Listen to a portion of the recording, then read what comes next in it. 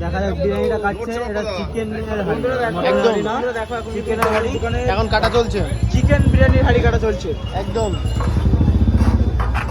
দেখো ও ধোয়া, দেখো ঘির কিন্তু সুন্দর একটা স্মেল পাচ্ছি।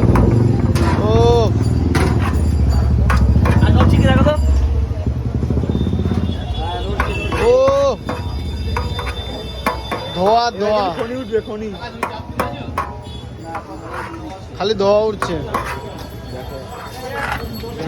খনি থেকে বের হবে এখন চিকেন। এটা চিকেন হাঁড়ি যেহেতু, মশলা রাইস ভরপুর আলু। দেখো দাদা এখন দামটা কত থাকছে একটু বলে দাও যদি। 160 টাকা চিকেন বিরিয়ানি, হ্যাঁ বসে গেলে আনলিমিটেড রাইস, আচ্ছা, আর মটন? আলু, হ্যাঁ ঠান্ডা একটা জলের বোতল। হ্যাঁ মটন বিরিয়ানি 800 টাকা, আনলিমিটেড রাইস, আনলিমিটেড আলু, হুম ঠান্ডা জলের বোতল, বসে গেলে। আচ্ছা, বসে গেলে।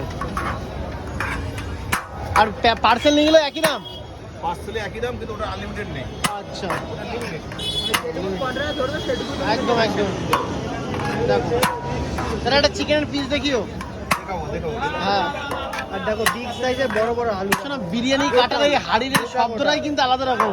এই যে শব্দ একটা যে ঠক ঠক করে, জিও জিও, কার্তিকদা পুরো জিও, রক রক। গোটা গোটা আলু দেখো না। ও খনি ফোনে থেকে উঠবে।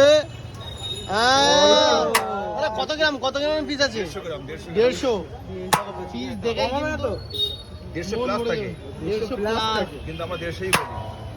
শুধু খাবে আর উজ্জ্বলের কথা মনে হলো নাকি? বিরিয়ানি খারাপ বলে কেন মনে করবে? ভালো বলে মনে করতে হবে।